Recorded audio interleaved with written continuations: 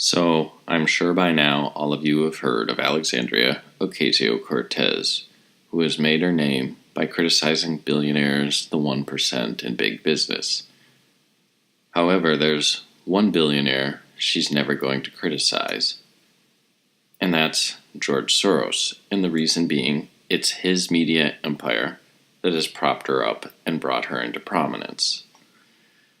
According to the Daily Caller, in an attempt to put 400 Bernie Sanders-like politicians in Congress, George Soros has propped up the political career of now infamous communist Alexandria Ocasio-Cortez. Ocasio-Cortez was formerly a Bernie Sanders presidential campaign organizer. The New York Times wrote that the communist was able to defeat her opponent, who greatly outspent her due to her online presence, in an interview with a progressive and communist-leaning digital media outlet, the Young Turks, which is a member of a Soros-funded network of far-left publications called the Media Consortium. Ocasio-Cortez also admits that their coverage helped her achieve her win.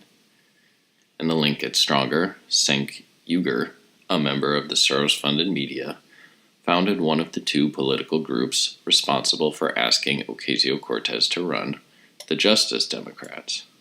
The sole role of the Justice Democrats was to get Sanders-like politicians elected into Congress. The Young Turks is a member of the Media Consortium, a network of far-left media publications which include Mother Jones, Democracy Now!, and dozens of other outlets funded by Soros. The Media Consortium is a Soros media empire that, according to Media Research Center, reaches nearly 300 million people a month. Not only that, but Soros is responsible for funding nearly every major left-wing media publication in order to manipulate and shape public opinion. 45 of those are financed through his support of the Media Consortium. That organization is a network of the country's leading progressive independent media outlets. The list is predictable, everything from Alternate to the Young Turks. The MRC report goes on to detail the communist echo chamber Soros intentionally created with the Media Consortium, with the intention of shaping public opinion. So I think whenever you see someone like this, they've lifted themselves up by their bootstraps, supposedly, it often pays to follow the money, because you can rest assured what Ocasio-Cortez champions, it's not going to be her own ideas, it's going to be the ideas of those that hold the purse strings. And so when you look at what is Soros known for, he's the open borders guy, mass unregulated immigration, signing all these newcomers up to vote, whether they can legally do so or not, and take over countries. They grind the judicial system to a halt, they overwhelm it, and this is the general strategy. Back in 2016, this was exposed, that Soros was trying to enlarge the electorate by 10 million voters by 2018. And it goes on, this is another article by Joe Schnofstel, the opposition to voter ID laws. We have IDs for just about everything we do. But Soros is one of the guys that is funding the opposition, and he just keeps grinding in the courts, just slowing it down.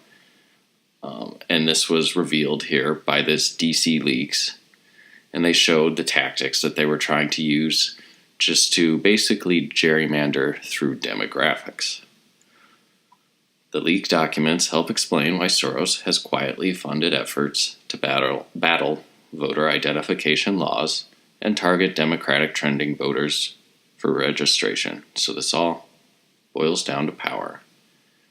Mark Elias was one of the campaign's leaders on this project. He worked for Hillary Clinton, and also at the same time was working on this. Clinton supported his effort, and he filed the first in a series of lawsuits claiming that voter ID laws hurt minority voters in Ohio.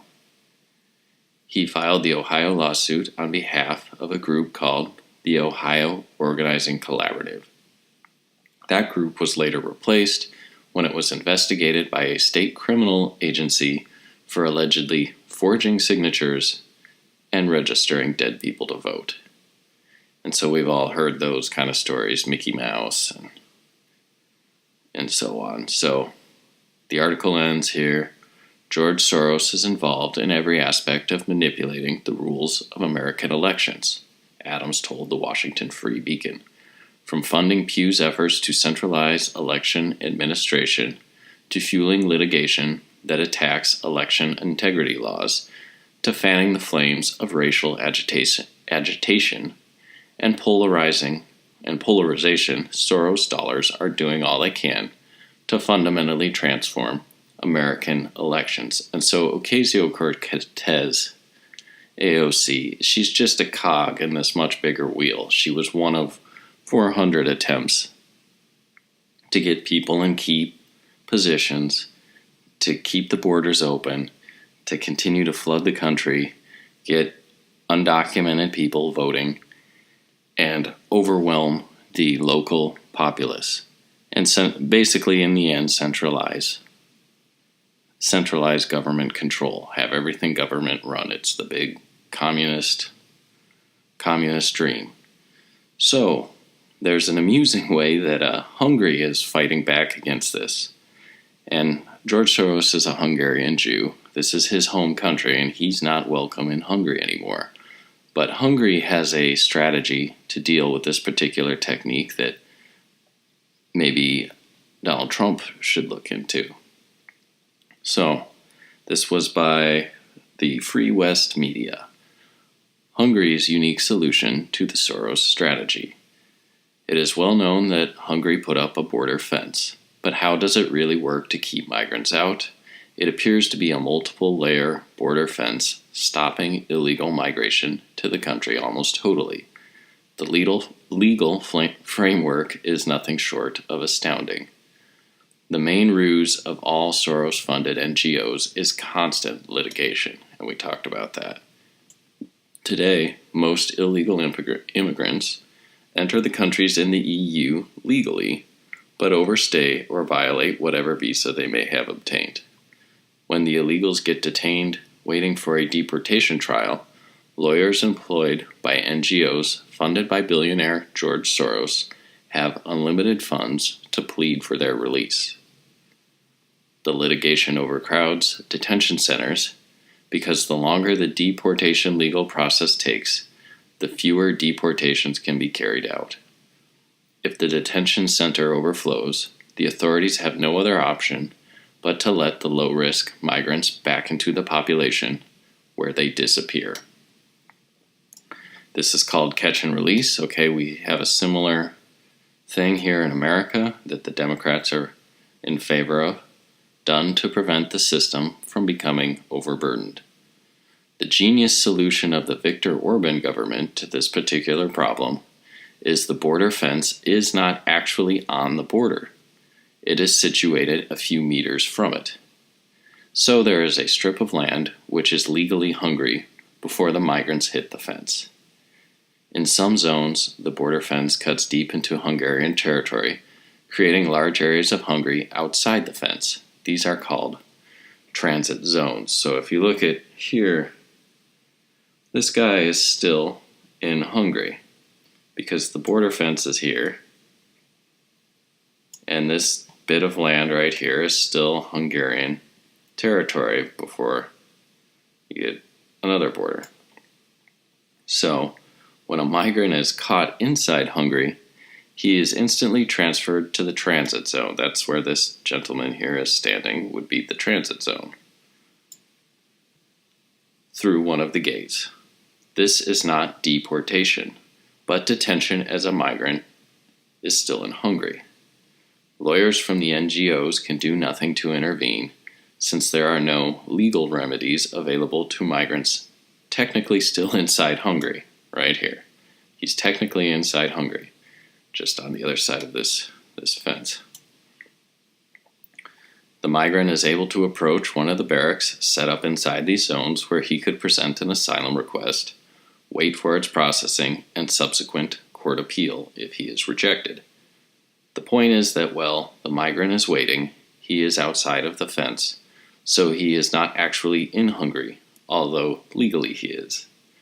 The zone has no fence on the border side, so migrants are free to leave that way. He's free to go into a different country. Here. Most migrants do not wait around for their trials, but go back and try to cross the border somewhere. It is easier. So apparently the wall or fence, it does work. But by not being present for a trial, the case is then dismissed. So it does not matter how long it takes before a migrant is legally deported from Hungary, because he never entered Hungary and never burdened the state, since most of them leave the zone.